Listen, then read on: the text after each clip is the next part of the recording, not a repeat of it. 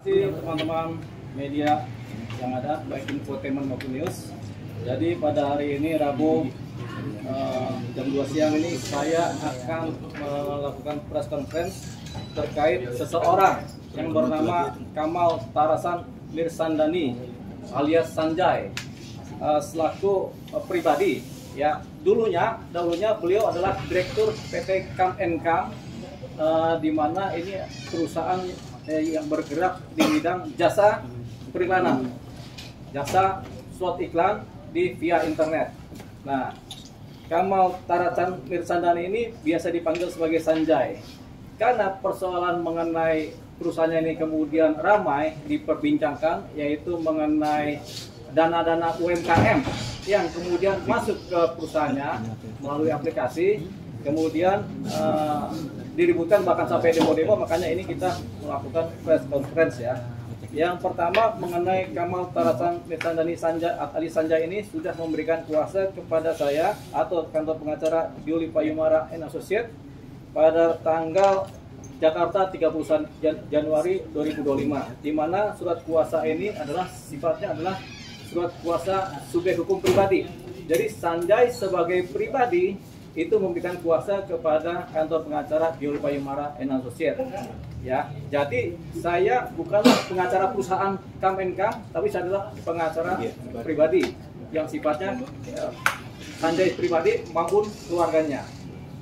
Nah, mengenai duduk soalnya, yaitu kenapa dia memberikan kuasa kepada saya adalah tujuannya yang pertama adalah untuk upaya pemulihan nama baik daripada saudara Sanjay sendiri, yaitu Kamal Tarasan Mirsandani dalam kapasitasnya sebagai pribadi maupun dalam kapasitasnya sebagai direktur Kam & Kam, begitu.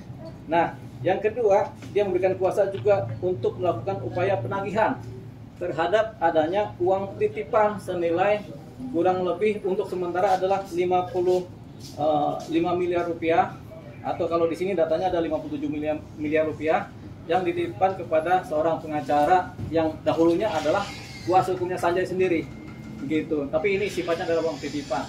Pengacaranya apakah disebut atau tidak tergantung dari teman-teman yang kemudian menganalisa dan bertanya. Ya, saya mulai dengan pemulihan nama baik.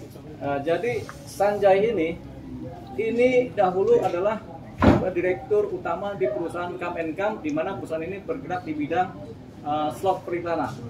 Jadi perusahaan jasa iklan. Jadi siapapun boleh mengiklankan di aplikasinya dan kemudian boleh melakukan transaksi dengan siapapun juga di dalam aplikasinya. Jadi seperti ShopeePay gitu ya, atau Tokopedia boleh melakukan transaksi di dalam. Nah, kemudian setiap yang mengiklan ini kemudian kan memberikan sejumlah uang jasa, namanya uang jasa kepada perusahaannya Sanjay ini. Nah, kemudian Sanjay ini juga memberikan bonus terhadap siapapun yang beriklan. Pada satu titik mereka akan mendapatkan hadiah secara sukarela, yaitu motor, rumah, mobil, segala macam. Tapi itu bukanlah suatu uang hasil dari penggalangan atau dari keuntungan yang didapat dari slot iklan, tapi merupakan bonus atau bonus hadiah sukarela gitu. Itu tanpa diundi, tapi memang lewat random, nanti siapa yang dapat kan begitu ya. Itu ceritanya. Tapi kemudian berjalannya waktu, ini kan perusahaan berjalan dari tahun 2018-2019. Berjalannya waktu, kemudian Sanjay alias si Kamal Tarasan ini kemudian ditahan di Polda Jawa Timur dengan alasan karena dia diduga melakukan praktek perdagangan barang yang sifatnya adalah melanggar hukum. Nah, dia ditahan di Polda Jawa Timur, tapi kemudian setelah persidangan di PN Surabaya, Sanjay kemudian dibebaskan demi hukum, bebas bersih. Kenapa? Karena dianggap oleh pengadilan bahwasanya Sanjay tidak melakukan pelanggaran hukum sebagaimana yang dimaksud. Jadi Sanjay ini adalah bebas murni. Karena Sanjay ini bebas murni, akhirnya jaksa kemudian melakukan kasasi. Kalau bebas murni biasanya langsung kasasi. Jaksa melakukan kasasi ke Mahkamah Agung. Oleh Mahkamah Agung kemudian si Sanjay ini diputus juga, bebas murni juga. Jadi kasasi jaksa ditolak dan Sanjay dinyatakan bebas murni. Nah, itu singkatnya mengenai Sanjay yang kemudian dibebaskan dari tuduhan-tuduhan yang sifatnya melanggar hukum.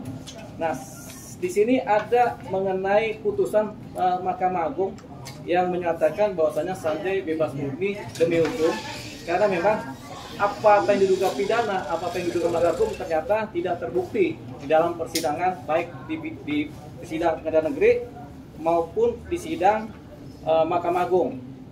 Saya bacakan beberapa poin penting mengenai putusan dari Mahkamah Agung. Intinya adalah pengadilan negeri ngadili menyatakan terdakwa Kamal Tarasan Mirsandani alias Sanjay tidak terbukti secara sah dan meyakinkan bersalah melakukan tindak pidana sebagaimana dimaksud dalam dakwaan ke-1 primer, dakwaan ke-1 subsidiar maupun dakwaan kedua penuntut umum. Jadi semua dakwaan dianggap tidak terbukti. Yang kedua, membebaskan terdakwa Kamal Tarasan Mirsandani alias Sanjay dan seluruh dakwaan penuntut umum tersebut. Yang ketiga yang paling penting adalah memulihkan hak terdakwa Kamal Tarasan Mirsandani alias Sanjay dalam kedudukan, kemampuan dan harkat serta martabatnya semula. Jadi Sanjay ini dianggap bersih sehingga tidak ada dosa-dosa pidana, ya. Yang keempat, memerintahkan agar terdakwa Kamal Tarasan Mirsandani alias Sanjay segera dikeluarkan dari tahanan pada rumah tahanan di Kepolisian Kota Besar Polrestabes Surabaya sesaat setelah putusan ini diucapkan. Jadi ketika putusan pengadilan negeri di Surabaya diucapkan, Sanjay kemudian diputuskan, kemudian harus dibebaskan. Nah, ini petikan putusannya adalah di pengadilan negeri putusan nomor 836 garing Pitsus garing 2020 garing PN Surabaya. Dikuatkan dengan putusan dari Mahkamah Agung, yaitu putusan nomor 433 garing Pitsus garing 2021 Mahkamah Agung, di mana juga meminta supaya saudara Sanjay dilepaskan atau dibebaskan dari hukuman karena dia memang tidak bersalah.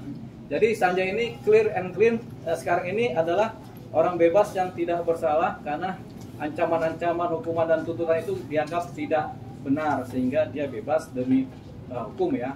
Jadi itu dia tentang Sanjay. Nah, kemudian pada hari ini saya akan sampaikan juga mengenai pemulihan nama baik Sanjay karena dia tidak bersalah di pengadilan negeri maupun pengadilan Mahkamah Agung. Akhirnya saya sampaikan bahwasanya Sanjay ini pulih harkat dan martabatnya sesuai dengan putusan, pulih juga nama baiknya sesuai dengan putusan. Jadi Sanjay ini dianggap sebagai orang yang baik-baik saja, gitu. Artinya nama baiknya tidak tercemar oleh persoalan pidana. Itu dia. Satu, ya. Berikutnya yang kedua mengenai persoalan gugatan-gugatan UMKM terhadap perusahaan PT Kemenkam. Ketika Sanjay ditahan, tentunya para UMKM ini kan panik. Akhirnya mereka melakukan gugatan-gugatan PKPU. Gugatan PKPU ini merupakan gugatan penundaan hutang. Ya, di PKPU ini di Pengadilan Niaga ada gugatan-gugatan mengenai PKPU. Di sini ada beberapa gugatan. Kita ambil contoh yaitu gugatan dari ini di Pengadilan Niaga, ya, gugatan PKPU dari beberapa personil, ya, beberapa anggota UMKM. Ada sekitar 10 gugatan dari beberapa anggota UMKM yang menyatakan bahwasanya adanya PKPU terhadap perusahaan Kemenkam.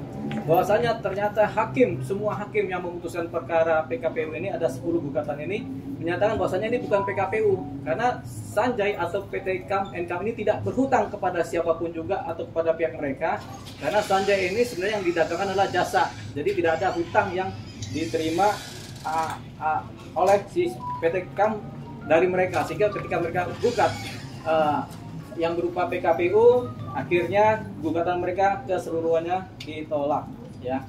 Jadi gugatan PKPU ini ditolak, ya. Nah, jadi ada 10 gugatan. Di sini ada beberapa jenis gugatan PKPU semuanya ditolak, sehingga PT Kemenkam sekali lagi tidak terjerat masalah penundaan hutang, ya, masalah peradilan niaga mengenai hutang, ya, gitu, karena bukan persoalan hutang di sini, jadi nggak ada hutang. Jadi di sini clear lagi, makanya kemudian yang namanya UMKM ini Sanjay dan perusahaannya tidak berhutang kepada mereka, gitu. Jadi ini kan yang heboh kemarin itu kan, UMKM ini kan mengejar adanya uang-uang yang katanya di perusahaan, gitu kan. Nah, itu jawaban dari hakim-hakim niaga dan pengadilan niaga menyatakan tidak ada. Sehingga lepaslah PT Kemenkum dari posisi PKPU. PKPU sendiri kepanjangan apa? Saya juga lupa apa kepanjangan, bos. Nah, proses penundaan kewajiban pembayaran utang PKPU. Penundaan kewajiban pembayaran utang KPU ya. Jadi lepas dari atau tidak ada hutang sama sekali. Nah, itu yang kedua. Yang ketiga adalah mengenai uang sekitar 57 miliar sebenarnya di sini di data ini 57 miliar di mana ketika Sanjay kemudian ditangkap di Polda Jawa Timur karena ketakutan keluarganya dan Sanjay juga ketakutan, akhirnya uang pribadi keluarga dititipkan kepada seorang pengacara yang adalah ex kuasa hukum daripada Sanjay sendiri, mantan kuasa hukum yang belum sempat bersidang ya, karena cuma proses, yaitu kepada saudara S ya, pengacara S. Nah, ini sudah beberapa kali secara lisan ya dimintakan mengenai uang ini untuk dikembalikan, tapi sampai sekarang belum dikembalikan. Jadi uang ini adalah uang titipan, dibuktikan dengan bukti-bukti setoran dan kemudian dokumen-dokumen pernyataan-pernyataan sebagai uang titipan. Nah, tapi tetap nanti kita akan verifikasi sejauh mana uang titipan ini. Kan uang titipan sebesar 57 miliar. Sementara jasa pengacaranya berapa? Ternyata ada di sini data juga jasa pengacara sekitar 13 sampai 16 miliar jasa pengacara. Jadi kalau diambil selisihnya antara uang titipan sama jasa pengacara masih ada selisih sekitar kira-kira 42 miliar. Nah, itu yang kemudian dimintakan untuk ditagih. Tapi ini belum kita verifikasi dan belum kita minta tagihkan. Jadi dalam waktu dekat berdasarkan kuasa hukum yang ada pada kami akan melakukan penagihan atau permintaan supaya uang titipan tersebut senilai yang saya sebutkan tadi atau paling tidak serendah-rendah sebesar 42 miliar itu dikembalikan kepada keluarga Sanjay. Jadi saya akan melakukan permintaan pengembalian uang kepada pengacara tersebut. Nah, harapannya dengan itikat baik, sama-sama itikat baik, kemudian ini bisa terlaksana dengan baik. Jadi kita menunggu hasil dari pekerjaan yang sifatnya pekerjaan pengacara, begitu, dari kami untuk melakukan penagihan. Harapannya asal kita tagih, uang dikembalikan, selesai persoalan. Tapi kalau kemudian kita sudah tagih secara baik-baik tidak selesai, tentu kita lanjutkan dengan somasi 1, somasi 2. Kalau nggak selesai juga, baru kita lanjutkan dengan proses hukum, yaitu dugaan adanya tindak pidana penggelapan. Jadi itu yang kita sampaikan. Dari Pak Andi, kenapa ada di sini? Karena beliau sebenarnya tadinya diberikan kuasa untuk menagih. Beliau sudah menagih dengan surat tagihan, tapi tidak digubris oleh yang bersangkutan ya. Yang mungkin harus kita yang menagih supaya digubris. Gitu.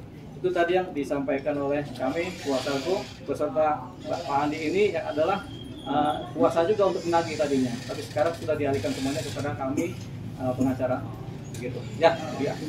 Pak, alasan Pak Sanjay ngikutin dulunya itu karena keinginan dari Pak Sanjay. Iya, karena ketakutan kan keadaan-keadaan situasional psikologis sehingga dia takut, keluarganya juga takut karena kan ini ada proses hukum kan dari Polda Jawa Timur, akhirnya mereka uang pribadi keluarga ini dititipkanlah kepada pihak pengacara terdahulu. Gitu. Bang, artinya proses pemindahan uang itu atau penitipan uang itu terjadi ketika proses ini sedang berlangsung atau ketika proses hukum itu sudah selesai, Bang?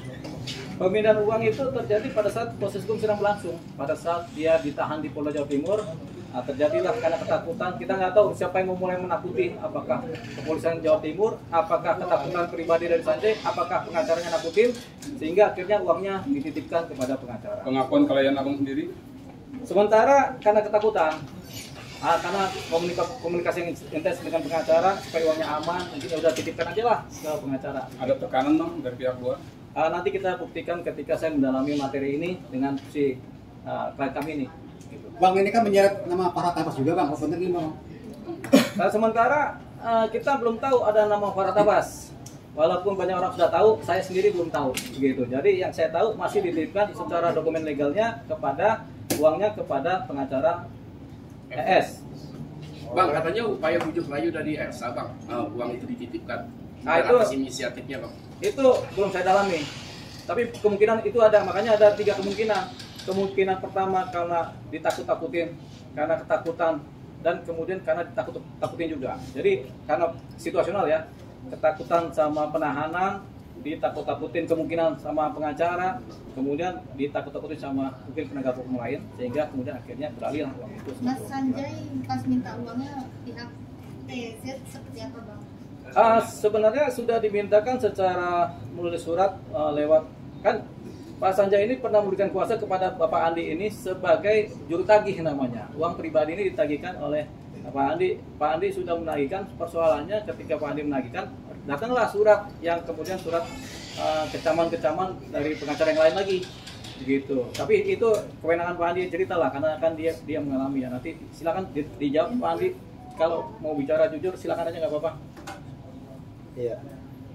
Jadi memang terus terang kami sebagai member UMKM Mimals waktu itu panik pada saat bisnis yang mana kami beriklan di aplikasi Mimals waktu itu tiba-tiba digrebek oleh oknum Polda Jatim. Ya, jauh-jauh dari Jawa Timur nih, perusahaan berada di Jakarta.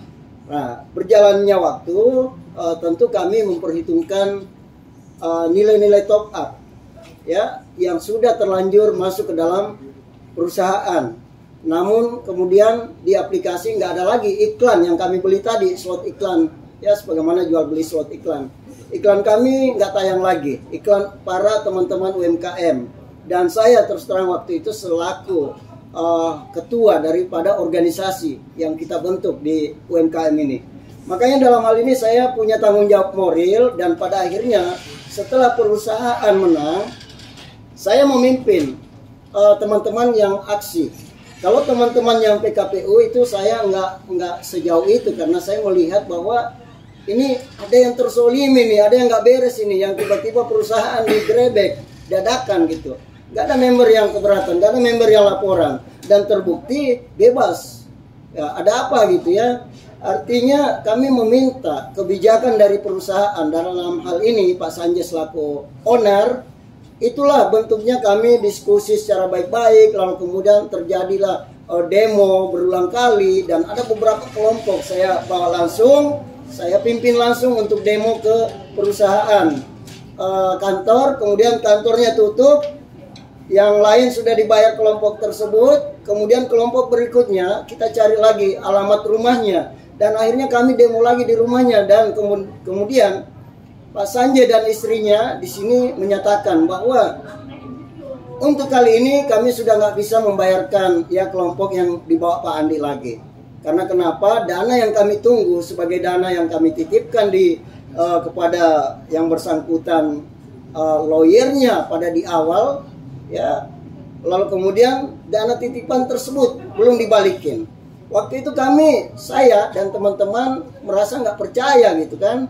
Akhirnya beliau menunjukkan beberapa bukti, dan pada akhirnya karena tetap kami tagih ke mereka, ke Pak Sanjay dan keluarganya, akhirnya dia memberikan bahwa kalau mau konfirmasi aja ke Bu Elsa.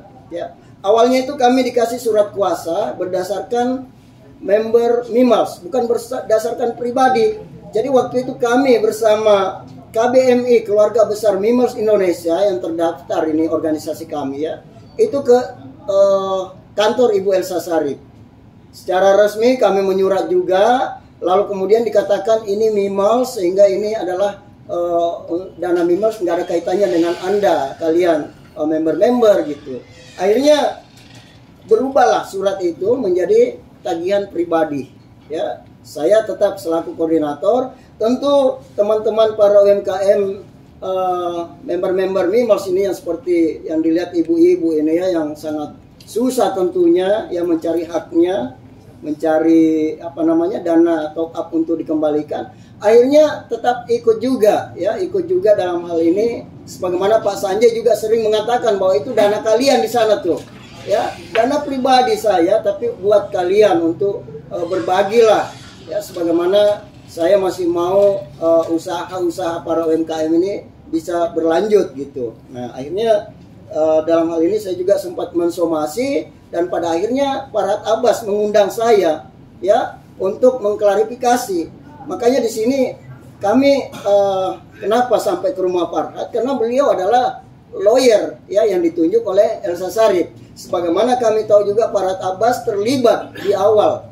Padahal Farhad Abbas sama sekali nggak pernah ada penunjukan lawyer waktu itu menurut Pak Sanjay ya. Nah, kemudian berjalannya waktu, karena Farhad mengakui juga dana tersebut, bahkan member yang saya bawa waktu itu mau ditransferkan dana. Ya, waktu itu cuman ada satu kelompok yang saya bawa ke Farhad, mau ditransferkan tapi melalui rekening saya. Saya bilang, kalau mau ke rekening saya, otomatis tentu banyak member nih. Ya, saya nggak mau menjadi beban ya bagi saya nantinya. Silakan aja langsung ke rekening yang bersangkutan. Akhirnya mereka komunikasi berlanjut dan akhirnya member tersebut keluar dari grup. Sebagaimana saya katakan bahwa yang sudah cair, mulai dari demo yang lalu sampai ketemu Farhad Abbas, yang sudah cair harap keluar dari grup supaya saya nggak terlalu bingung ya melihat begitu banyaknya member yang berharap gitu. Memang nggak semuanya ya, nggak semua. Kalau semua kan se-Nusantara ini ada ratusan ribu teman-teman UMKM. Tapi yang masuk di grup itu ada 2 ribuan aja, dan ada 6 ribuan selalu saja japrian. Satu kali japri saya biasa 6.000 member terus terang. Jadi dalam hal ini saya selaku koordinator punya beban moral ya. Kalau punya pribadi saya aja sendiri, Farhad memang sudah negosiasi waktu itu. Tapi saya bilang, maaf, boleh saja punya saya, yang penting ketemu member yang memang betul-betul saya lihat ya dengan mata kepala sendiri, dengan via japri WA juga begitu menderitanya mereka sampai ngirim WA ke WA saya piring makannya gitu loh ya. Sampai ada biasa kangkung aja yang dia simpan di piringnya baru foto ke saya, Pandi sampai kapan ini kita menunggu. Sementara modal kami habis ke sana. Kami berharap, ada ubi juga, ada yang diusir dari rumahnya dan ada yang sakit. Jadi ini saya rasakan sekali, makanya saya bilang kalau memang saya salah, kalau menurut Farhad Abbas silakan. Mending saya kalau memang salah ya, mending saya supaya nggak terlalu berharap nih teman-teman member nih. Saya punya beban moral ke mereka karena mereka berharap ke saya gitu. Sementara punya saya sendiri saja, saya juga nggak bisa nerima karena ini bisa jadi jebakan juga bagi saya. Jebakan untuk hukum maupun jebakan untuk hati nurani saya sendiri, sebagaimana saya punya beban moral yang mendalam seperti itu. Terima kasih. Bang, ini kan Vidi Glazon juga terlibat dalam pengacara waktu itu ya. Ya. Apakah menerima dana yang simpanan di luar fee lawyer juga, Bang? Ya, diduga memang kalau menurut keterangan klien kami memang ada beberapa dana juga yang kemudian diserahkan sebagai lawyer fee ya, sebagai lawyer fee kepada mereka. Tapi itu nanti saya akan dalami dulu sejauh mana dan berapa jumlahnya sudah dibagikan. Mudah-mudahan dana yang dikirimkan baik cash maupun transfer ini ternyata bukan 57 miliar tapi lebih dari itu, sehingga bisa potong-memotongnya terjadi. Tapi memang dari dokumen ini memang yang diberikan kuasa sebagai lawyer adalah si Bu Elsa Sharif. Makanya saya tidak bisa berkembang kepada wilayah yang disebutkan karena saya sekali lagi di sini disebut sebagai pengacara keluarga dan pengacara pribadi daripada Pak Sanjay. Ya, sehingga yang dimaksud dengan uang titipan itu adalah uang titipan keluarga. Uang titipan keluarga yang kemudian dititipkan kepada pengacara Elsa Sharif. Itu yang nanti kita akan minta dananya dikembalikan kepada keluarga. Mengenai masalah perusahaan nanti saya akan pilah-pilah perusahaan seperti apa. Kalau perusahaan ternyata dianggap berutang, sementara di PKPU perusahaan tidak punya utang. Gitu. Jadi ini nanti kita akan analisa. Kalaupun nanti uang sudah kembali, nanti ada yang minta kerugian-kerugiannya mungkin akan diperuntukkan sebagai uang kompensasi yang kemudian bisa disepakati bersama. Tapi bahwasanya perusahaannya Pak Sanjay ini, kami ini dalam PKPU adalah perusahaan yang tidak punya hutang kepada siapapun juga. Jadi itu tadi dia. Nah, sampai di situ yang saya sampaikan, kemudian disampaikan oleh Pak Andi bahwasanya itu adalah melebar kemana-mana, itu adalah nanti saya kedepannya seperti apa. Kalau kemudian ini perkara sampai ke proses hukum yang pidana, kita akan jalankan. Kalau enggak, sudah ada pengembalian berarti sudah selesai. Itu aja. Supaya nanti jelas persoalan UMKM tadi yang sekarang ini, yang kemarin-kemarin adalah begitu riuhnya ya, sehingga orang bertanya-tanya ada persoalan apa sih ini terhadap UMKM. Tadi sudah saya jelaskan. Gitu. Bang, kan waktu itu ketika Pak Sanjay ditahan itu ada barang bukti yang disita juga oleh pihak kepolisian Polda Jabar ya, terkait dana kurang lebih yang disita hampir ratusan miliar. Apakah itu nanti dana tersebut akan dikembalikan oleh pihak UMKM? Pada UMKM? Iya. Ini semua data mengenai barang-barang yang disita ini ada di dalam dokumen putusan pengadilan. Itu semuanya diminta dikembalikan kepada saudara Sanjay. Nah, di sini saya belum dapat nih ada uang yang sifatnya kelihatan di rekening. Yang ada nih uang sebesar 1 miliar, ya, yang baru kelihatan ya. Jadi nggak ada uang banyak di sini, cuma ada, tapi lebih banyak barang-barang, mobil, kendaraan, dan lain-lain. Bahkan pihak Polda kan waktu itu merilis ratusan juta yang disita. Ya, miliaran nih, 1 miliar nih. Ada 1,09 miliar, ada yang 4 juta, ada, tapi nggak seperti yang dibilang ratusan miliar, tapi lebih banyak adalah kendaraan-kendaraan mobil yang kemudian tampaknya sudah dikembalikan. Ini ada Alphard, ada Avanza, ada Calya, macam-macam ini. Ya. Apakah sudah dikembalikan, Bang? Harusnya sih sudah. Kalau belum kita minta untuk ditagihkan mobil-mobil ini, seperti itu. Jadi ada banyak sekali kendaraan yang rata-rata Avanza sama Agya ya, gitu. Itu dia. Nah, tapi ini rata-rata sudah dikembalikan karena memang tidak bersalah kan. Nah, sekarang yang jadi sambutan adalah mengenai uang titipan yang belum dikembalikan. Itu yang sedang kami kejar. Bang, kemarin kan pihak tim kuasa hukum yang lama sudah berusaha ya kepada Elsa Sharif dan rekan-rekan. Dan hasilnya nihil. Nah, Abang sendiri ada formula apa? Ya, Bu Elsa itu kan pasti punya aset kan, punya dana kan, pasti punya acara kan. Ya kita minta baik-baik lah supaya dikembalikan lah uangnya Sanjay. Jadi uang yang bukan haknya itu harusnya dikembalikan, jangan sampai diambil. Kalau diambil itu menjadi persoalan hukum, menjadi persoalan penggelapan kan. Jadi intinya uang yang bukan haknya tolong dikembalikan, karena sudah diminta. Memang waktu diserahkan dititipkan, tapi sekarang mau diminta tolong dikembalikan. Jadi makanya nanti saya akan bikin surat permohonan permintaan pengembalian uang titipan, judul suratnya. Permintaan pengembalian uang titipan milik keluarga Sanjay, meminta dan memohon kepada pengacara yang bersangkutan supaya mengembalikan uangnya. Paling enggak dalam 1 minggu setelah suratnya kami sampaikan. Kalau enggak, kami masih berbaik hati, mungkin beliau masih mikir-mikir. Nah, kita tunggu lagi 1 minggu. Kalau enggak juga, berarti kita harus melakukan langkah hukum, yaitu proses hukum melalui teguran hukum. Teguran hukum pertama kita minta lagi uangnya dikembalikan 1 minggu. Kalau enggak juga, kita minta lagi teguran hukum kedua, uangnya dikembalikan. Kalau sampai 3 surat yang kita kirimkan dari kami pengacara kuasa hukum Sanjay ini kemudian tidak digubris juga, berarti kami beranggapan ada satu potensi dugaan pelanggaran hukum atau dugaan tindak pidana yang dilanggar, yaitu dugaan penggelapan uang tersebut. Makanya setelah itu baru kami bikin laporan ke kepolisian. Itu langkahnya. Bang, ada niatan untuk ketemu juga nggak Bang dalam berdebat sama kes? Sama pengacara tersebut? Ya tentunya berdasarkan surat, karena kalau dunia hukum ini kan pegangannya adalah surat menyurat. Kita kirimkan surat, jawabannya apa, gitu. Kalau memang ketemu kita ketemu. Kalau kita perlu musyawarah boleh, musyawarah terang-terangan boleh, musyawarah diam-diam boleh. Kalau musyawarah terang-terangan diketahui oleh publik, kalau musyawarah diam-diam hanya kami berdua yang tahu, gitu. Mungkin nggak ada lagi tuh ceritanya setelah itu kan, begitu kan udah selesai kan gitu. Tapi nanti saya bisikan kepada teman-teman media, ini udah selesai nih, oke kan. Bang, ada surat menyurat, ini kan bicara surat menyurat. Ada surat menyurat antara istri dari Pak Sanjay kepada Bu Elsa itu menyerahkan titipannya seperti ada dokumen itu, yaitu pernyataan bahwasanya ini uang kami titipkan, tanda tangan dari para keluarga dan tanda tangan Bu Elsa sendiri. Makanya kita sebut sebagai uang titipan karena ada pernyataan dokumen itu, ada di saya. Bang, 53 miliar itu ke Bu Elsa apa Vidi juga Bang? Vidi Sharif juga atau gimana? Yang satunya ini kan cuma bagian dari kelompoknya Bu Elsa ya, artinya timnya ya, tim bekerja lah ya. Jadi kita tidak terlalu ini karena memang tanda tangan dari titipan ini kan memang yang tanda tangan Bu Elsa. Jadi dianggap dan ini bukti-bukti transfer juga ada lengkap di sini. Boleh dikasih lihat? Jadi siapa aja Bang? Bukti transfer ya.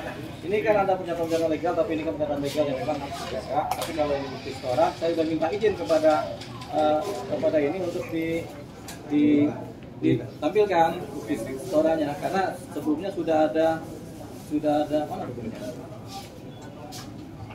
pelan-pelan ya, ini karena banyak ya.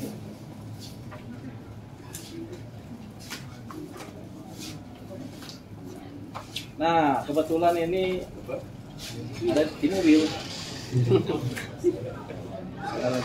Tinggalan di mobil. Oh ada nih, ada. Ah ini. Nah ini bukti-bukti transfer ya. Ini transfer kepada Elsa Syarif ini. Dokumen balensinya Elsa sama Vidi Galenso ini total 15 miliar ya. Dibacain dulu kan di depan. Ya. Jadi bukti transfer, bukti setoran kepada ini 3 miliar, kepada ini 10 miliar, kepada ini 9 miliar, kepada ini 2 juta, kemudian terakhir 10 miliar. Totalnya 33 miliar. Ditransfer dari bulan Januari dari bulan Desember 2019 sampai Januari 2020. Totalnya 33 miliar. Kemudian berikutnya dikirimkan juga 5 miliar dan 9 miliar lagi kepada salah satu timnya juga. Nah ini bukti transfernya sudah ada semua, aslinya dipegang oleh klien. Gitu. Jadi ini sudah lengkap semua datanya. Nah mengenai kabarnya ada dana cash yang diserahkan sendiri. Ada dana cash yang diserahkan, cuman kan itu membutuhkan pengakuan ya. Karena kalau klien kami menyatakan uang cash keluar sekian sudah diterima dan ada banyak saksi, tapi kalau yang bersangkutan menyatakan tidak menerima kan berarti kan harus dibuktikan secara hukum kan. Jadi nanti hukumnya yang akan bekerja untuk membuktikan itu. Tapi ada itu. Kalau menurut keterangan klien kami, Pak Sanjay, ada dana cash yang diberikan di luar ini, di luar dana yang ditransfer ini ada. Oke. Cukup. Oke. Foto dulu bang. Foto. Surat kuasanya bang, kalau ada. Iya, surat kuasa pasti ada. Ambil diri aja bang. Kita berhenti.